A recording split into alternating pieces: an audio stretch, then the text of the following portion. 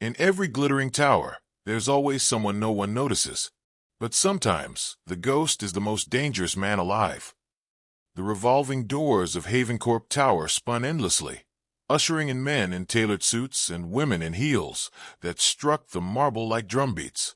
New York's skyline glittered outside, but inside this skyscraper of glass and steel, time obeyed different rules. Power lived here, on the top floors. Everyone else was just scaffolding. And yet, when the lights dimmed and the echo of designer shoes faded, the ghost appeared. Marcus Carter pushed a mop bucket across the gleaming lobby, his reflection swimming in the polished floor like a shadow too tired to keep up. He wore the dark blue uniform of a janitor, stiff fabric, company logo stitched in white. His head stayed down, baseball cap tugged low, the kind of posture that made people glance once and forget immediately. That was the point. An executive stormed past, phone pressed to his ear, barking into it about stock numbers. The man nearly clipped Marcus's shoulder, but didn't notice him at all. Another woman, clutching a Louis Vuitton bag, dropped a receipt on the floor. Marcus bent, scooped it up, and tossed it into his trash bag, without a word. She didn't thank him. She didn't even see him. To them, he was furniture. But if anyone had bothered to really look, they would have seen something strange about Marcus Carter. His movements weren't sloppy or sluggish. They were too controlled. Every step, every push of the mop was deliberate, economical, like muscle memory drilled into him over years of something other than janitorial work. His eyes weren't the eyes of a tired cleaner. They were sharp, scanning, calculating exits, reading body language, cataloging every detail without effort. He didn't belong here. He chose to vanish here. The night shift passed in silence, except for the hum of fluorescent lights and the soft squeak of his mop. Marcus liked it that way. Silence was safer. But he wasn't working for Havencorp. Not really. His real job was 9 subway stops away, in a cramped Brooklyn apartment where the walls were too thin and the medical machines beat too loud. His daughter, Amara, 9 years old, skin the shade of honey, curls tied back in a messy bun, and eyes far too big for a body so frail. A rare condition had made her life a cycle of doctors, oxygen tubes, and whispered prayers. Marcus's paycheck barely covered her medicine, let alone the experimental treatment he'd read about in quiet desperation at the public library. Every night, as he wrung out the mop, his thoughts drifted to her. Every toilet scrubbed, every trash bag hauled, every light switched off. It was all for Amara. That was the only reason a man like Marcus Carter, with hands that still carried scars no mop could explain, was pushing this bucket instead of doing what he was built for. He'd learned long ago that ghosts survive by staying invisible. But ghosts also carry secrets. And sometimes, the wrong night has a way of dragging secrets out into the light. And for Marcus Carter, that night was coming. The top floor of Havencorp Tower looked nothing like the lobby where Marcus mopped floors. Here, power had a scent, freshly poured espresso, leather-bound folders, the faint burn of ink drying on contracts worth more than some neighborhoods. At the head of the glass-walled boardroom, Victoria Hale stood like a figure carved from ice. Black tailored suit, heels that made her look taller than she already was, and hair pulled into a perfect knot that hadn't moved in years. Her reputation was the same, unshakable, calculated, terrifying to anyone who crossed her. Across the glossy mahogany table, a senior executive tried to argue a point about restructuring budgets. His voice faltered under Victoria's stare. "You're bleeding $5 million in unnecessary expenditures," she said, tone sharp as broken glass.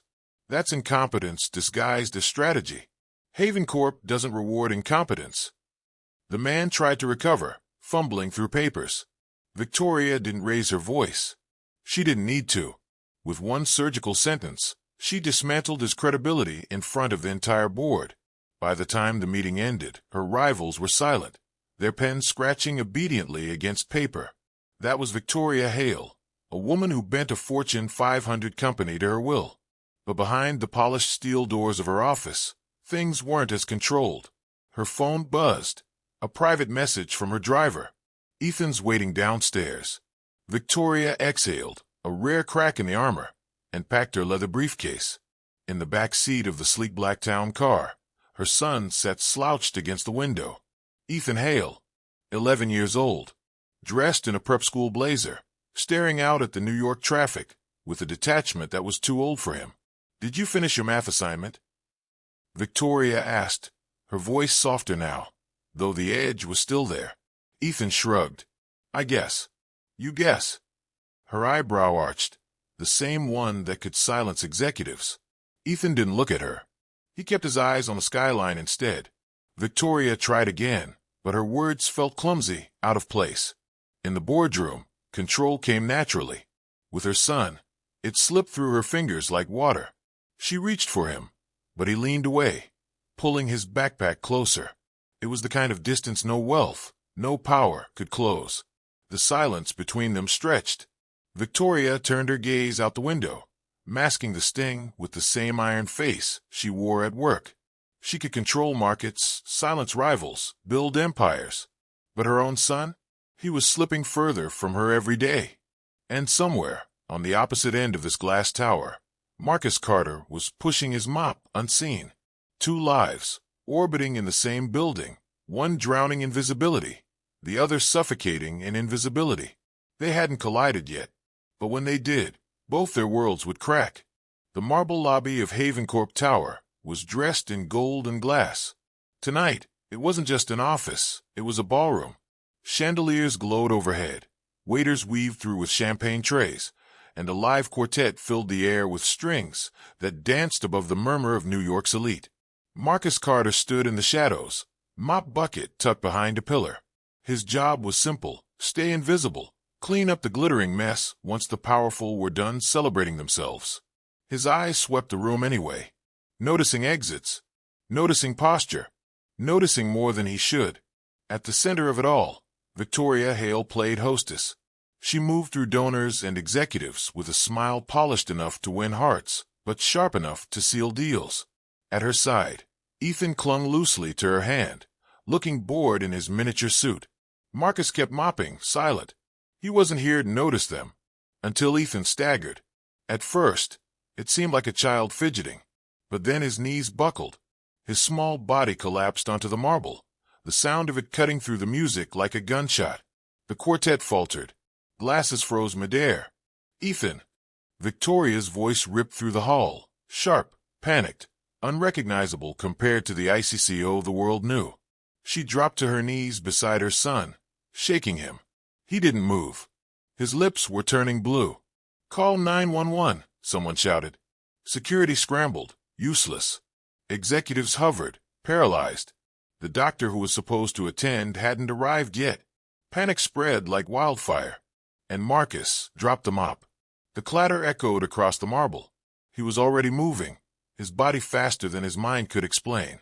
He cut through the crowd, knelt beside Ethan, and without hesitation tilted the boy's head back, fingers checking his airway. His hands weren't trembling. They were steady, trained, precise. Victoria looked up, stunned. "What are you doing?" Marcus ignored her, pressing his ear close to Ethan's mouth. No breath. He interlaced his fingers and pressed hard against the boy's chest in rapid rhythm. 1, 2, 3, 4, 5. Sharp, controlled compressions. Gasps rippled through the crowd. This wasn't the clumsy attempt of a janitor. It was military-grade CPR. Each movement crisp, calculated, every push forcing life back into the boy's body. Victoria tried to hold Ethan's hand, but her eyes stayed locked on Marcus, as if seeing him for the first time. Marcus gave 2 breaths, then resumed compressions. His face was stone, his focus unshakable. The chaos around him dissolved. It was just him and the boy. Then Ethan's body jerked. A shallow, rasping breath tore through his throat. Color began to creep back into his lips. The crowd exhaled as one. Relief, disbelief, awe. Marcus sat back on his heels, sweat on his forehead, chest rising and falling with steady control. Victoria gathered Ethan into her arms, trembling. Then her eyes lifted, meeting Marcus's. For the first time, the powerful CEO didn't see a janitor. She saw something else entirely. In that moment, the ghost stepped into the light, and nothing in Havencorp Tower would ever be the same again. By the next morning, Havencorp Tower hummed with rumors. The gala wasn't remembered for the investors who pledged millions, or the chandelier that glittered like falling stars. No. Every whisper centered on the janitor, who had knelt over the CEO's son and pulled him back from the brink. Did you see the way he moved? One secretary whispered at the elevators. That wasn't just CPR. That was training. Military, maybe? But why would a man like that be scrubbing floors? The story spread through the glass tower, like spilled ink. And in the corner office on the 70th floor, Victoria Hale sat behind her desk, replaying every second in her mind. When she'd screamed for help, no one had moved. Not security, not the executives. It was Marcus, the janitor, who had reacted without hesitation. His hands had been sure, his voice steady, his focus absolute. That wasn't janitorial instinct. That was battlefield instinct. Victoria leaned back in her leather chair, staring at the skyline beyond the floor-to-ceiling windows. Haven Corp had been built on the idea that everything could be analyzed, measured, controlled. Yet she couldn't shake the question clawing at her mind. Who exactly is Marcus Carter? She didn't like questions without answers. So she had him summoned. Marcus entered her office that afternoon, hat in hand, uniform still smelling faintly of bleach. He stood by the door, posture straight, eyes lowered. "Do you know why you're here?" Victoria asked, her voice cool, precise. Marcus's gaze flicked up, just for a second. "If it's about last night, ma'am, I just did what anyone would do." Victoria almost laughed. "Anyone? Do you think anyone here could have done what you did?" She leaned forward, elbows on the desk, studying him like a specimen under glass. "You moved like someone who's done that before. More than once." Silence. Marcus's jaw tightened. "Where did you learn that?" she pressed. His voice was even, carefully measured. "First aid course. Years ago." It was a lie, and both of them knew it. Victoria rose, heels clicking against the marble. She circled him slowly, the way a hawk might circle prey. "You mop floors with the precision of a soldier. You save a child's life like it's muscle memory. Men like you don't end up invisible in skyscrapers by accident." Marcus didn't move. His eyes stayed fixed on the floor. "With respect, Ms. Hale, my job is to keep this building clean. Nothing more." She studied him for a long, loaded moment. His stillness was too disciplined, his silence too sharp. He wasn't hiding incompetence. He was hiding something else entirely. Finally, she returned to her desk.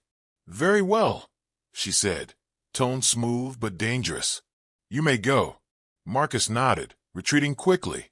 But as the door closed, Victoria pressed a button on her phone. "Get me everything you can on Marcus Carter," she told her head of security. "Background, military records, sealed files if you can dig them up. I want to know exactly who we're dealing with."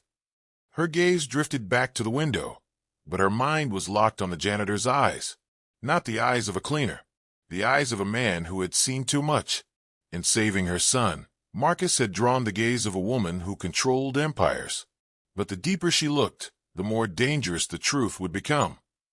The subway screeched as Marcus rode home, uniform jacket zipped up against the night air. By the time he reached the modest brownstone in Brooklyn, the streets were quiet, dotted with corner bodegas shutting their gates. He climbed the narrow stairwell, keys clinking, the weight of the day pressing on him like a second skin. The Haven Corp Tower, polished, infinite, full of power, was a different planet compared to this place. Inside, the apartment was dim. Faded wallpaper peeled near the baseboards, and a leaky faucet dripped steadily in the kitchen. But in the corner bedroom, a soft glow broke the darkness, the glow of machines. Marcus pushed the door open gently. There she was, Amara, 9 years old, skin pale beneath the faint freckles on her cheeks, a nasal cannula feeding her air from the humming oxygen machine beside the bed. Wires ran across her small chest, attached to monitors that beeped softly, keeping rhythm with her fragile heart. Her eyes fluttered open. "Daddy." Marcus smiled, crouching beside her. "Hey, baby girl. Did you stay up for me again?" She gave the faintest grin. "Couldn't sleep." He brushed a curl from her forehead. "You're supposed to be resting. Doctor's orders." "Doctor's orders are boring," she whispered, and a cough rattled through her chest. Marcus's smile wavered. He held her hand gently, his thumb tracing the back of it, skin against skin, grounding himself. On the dresser, a stack of envelopes sat unopened. Bills, medical notices, warnings. The weight of them felt heavier than any mop bucket, heavier than any battlefield gear he'd ever carried. Marcus had read about the experimental treatment, an advanced drug still under trial, a drug developed inside Haven Corp's research labs. The irony burned in his chest. He worked a night shift in the very building that held the one thing that could save his daughter's life, and yet it might as well have been locked in another universe. He sat by Amara's bedside until her breathing evened, until her eyelids closed again. But his mind wouldn't rest, because ghosts like him had one rule: don't draw attention, don't make waves. Yet with every day Amara's condition worsened. That rule tore at him like glass under the skin. He'd buried his past for her safety, buried his training, buried the man he used to be. But watching the slow rise and fall of her chest, Marcus knew the truth he didn't want to face. If he wanted to save Amara, he couldn't stay invisible forever. And Haven Corp, the glittering tower that never saw him, was holding the key. He had walked away from who he once was to protect his daughter. But the cure was locked inside the very empire where he swept floors. And Marcus Carter was running out of time. The report landed on Victoria Hale's desk 2 days later, thick and heavy, bound in black. Her head of security, a man who rarely looked nervous, placed it there like it might explode. "This was all we could find," he said quietly. "And even this wasn't easy." Victoria flipped it open. Grainy photos, redacted paragraphs, a name stamped again and again across the pages. Marcus D. Carter. Not janitor, not cleaner. United States Army, Special Forces. Decorated, then erased. His file was full of commendations, and then, abruptly, black bars of ink where the truth should have been. The last entry, classified operation, Kandahar Province. After that, nothing. No honorable discharge. No dishonorable discharge. Just disappearance. Her eyes narrowed. Men didn't just vanish from the military without reason. There were whispers scribbled in side notes. Survivor of compromised mission, possible rogue action, internal inquiry unresolved. Words that hinted at blood, betrayal, survival against impossible odds. Victoria leaned back in her chair, the city skyline gleaming behind her. She had built her empire on recognizing value where others overlooked it. And Marcus Carter? He wasn't overlooked, he was hidden, which made her want him even more. The next evening, Marcus was scrubbing down the glass entry doors when security approached. "Ms. Hale wants to see you." His grip tightened on the rag, jaw flexing. He thought about refusing, but refusing wasn't an option. Inside her office, Victoria didn't bother with small talk. She slid the file across the desk. "Care to explain this?" Marcus didn't sit. He didn't touch the file. He didn't even glance at it. "I told you before. I'm just here to clean floors." Victoria rose, walking around her desk until she stood inches from him. Her eyes, sharp and unrelenting, searched his face. "Men like you don't mop floors. You carry yourself like a soldier. You moved like one the night you saved my son. That doesn't come from a first aid course, Mr. Carter." Marcus's silence was deliberate, stone-like. She pressed harder. "What happened to you out there? Why does your file read like a ghost story?" His jaw worked, but no words came. Finally, he muttered, "The past is buried for a reason." Her eyes flashed. Buried pasts have a way of digging themselves back up, especially when you walk into my building and save my child's life like it was second nature. You've put yourself on my radar, Marcus, and I don't ignore anomalies. Still, he said nothing. The silence wasn't submission, it was resistance. That much she could see. Victoria exhaled, straightening her jacket. "Fine. Don't tell me. I'll find out myself." Marcus turned and left without another word. But as the door shut behind him, Victoria felt the spark of something dangerous. Not just suspicion anymore. Obsession. She thought she had seen a janitor. What she uncovered was a soldier turned ghost. And the more Marcus resisted, the deeper she was determined to dig. The glass-walled office glittered with Manhattan's lights, but inside, the air was heavy. Marcus stood, shoulders squared, eyes fixed on the floor like a man waiting for sentencing. Across from him, Victoria Hale didn't look like a corporate queen tonight. She looked like a predator who had finally cornered her prey. "You saved my son," she began, her voice cool but edged with something Marcus couldn't place. Gratitude? Suspicion? Maybe both. And yet, you walk around this building pretending to be invisible. "I'm not pretending," Marcus muttered. Victoria's lips curled faintly. "No, you're hiding." She tapped a file on her desk, the one marked with black bars of secrecy. Ex-Special Forces. Vanished.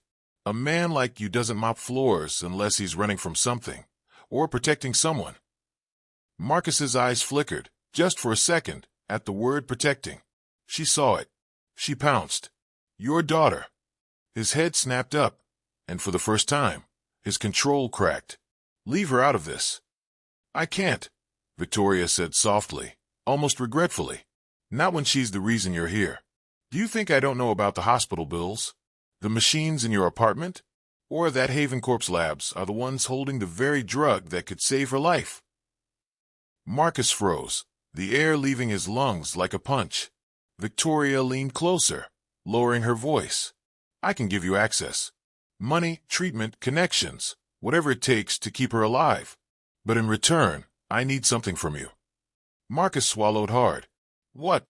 Her gaze hardened. "Work for me. Not as a janitor. Not in the open. Quietly. Discreetly. Inside my building. In places where my board members, my rivals, even my security can't be trusted. You'll see what they don't want me to see. Protect what they want me to lose." He shook his head instantly. "No. I'm done with all that. I buried that life." Victoria studied him. "Then bury your daughter too. Because without me, she doesn't stand a chance." The words cut like a blade. For a long moment, Marcus didn't breathe. He saw Amara's fragile chest rising and falling against the machines. "Heard her whisper, Daddy?" In the night, when the pain woke her. He clenched his fists. His entire life had been about staying invisible, avoiding this exact trap. But Amara's face left him no choice. Finally, through gritted teeth, he said, "I'll do it. But this isn't loyalty. This isn't trust. This is a deal." Victoria's smile was sharp as glass. "Good. Then welcome to HavenCorp, Mr. Carter. Let's see how deep your ghost skills really go." He had sworn never to step back into the shadows of his old life. But for his daughter, Marcus Carter just traded his silence for a storm. The mop was still in his hand, but Marcus Carter wasn't cleaning anymore. He was listening, watching, moving through HavenCorp's polished corridors with the ease of a shadow. By day, he was the quiet janitor everyone ignored. By night, he became Victoria Hale's invisible weapon. And the deeper he moved, the darker the truth became. He overheard executives whispering in boardrooms when they thought no one was there, projects sabotaged from within, competitors bribed to leak data, millions siphoned from research funds. He saw the fingerprints of greed, staining the very labs where Amara's hope was supposed to be born. One night, he slipped into a restricted lab after hours, keys in his hand shaking only slightly. He found files buried under encrypted folders, evidence of experiments stalled, not because of science, but because someone higher up was bleeding the budget dry. Every discovery twisted the knife deeper. The cure for his daughter wasn't just expensive. It was being strangled by corruption. When he brought fragments of what he found to Victoria, she didn't flinch. Her eyes glittered, sharp with triumph. "So it's true," she whispered. "My board is trying to gut me from the inside." Marcus stood stiff, the evidence folder heavy in his hand. "You knew." Victoria didn't deny it. She only leaned back, almost regal. "I suspected. But suspicions aren't power, Mr. Carter. Proof is." Her words chilled him. She didn't see him as a father desperate to save his daughter. She saw him as her ghost soldier, her silent enforcer. That night, Marcus walked home heavy with conflict. His daughter's monitors beeped softly in the dim apartment. Amara's small hand reached for his. "Daddy, why are you always so tired?" He forced a smile. "Just working, baby girl. Just working." But her cough cut through him like broken glass. The doctors had warned him. Time was running out. Marcus sat by her bed long after she fell asleep, staring at the city lights through the cracked blinds. HavenCorp was rotting from the inside. Victoria was pulling him deeper into her game. And Amara was slipping away. For the first time in years, he felt the old instincts crawling up his spine. The part of him that once planned missions in deserts and jungles. The part of him that knew trust was a currency and betrayal a guarantee. If he was going to save his daughter, he couldn't just play Victoria's game. He'd have to outplay everyone. And in a glass tower full of knives, Marcus Carter knew one truth. Sooner or later, one of them would be aimed at his back. He walked unseen through Havencorp's glittering halls. But ghosts don't stay invisible forever, and Marcus was running out of time. Marcus Carter had broken into 100 rooms in his life. Enemy bunkers, locked compounds, silent houses at midnight. But nothing felt as heavy as the sterile glow of Havencorp's research wing. He slid the stolen badge through the scanner, heart pounding. Amara's face burned in his mind, her frail chest rising against the hiss of oxygen, her cough growing worse each night. He needed answers. Tonight, inside the lab, the hum of refrigeration units filled the silence. On the central monitor, he found the files, trial subjects, priority access. He scrolled, breath caught in his throat. There it was, the drug. The one word he'd been chasing, cure. But then his eyes landed on the next line. Trial patient, Ethan Hale. Victoria's son. 11 years old. First in line. Marcus staggered back, gripping the desk. The truth hit him like a gunshot.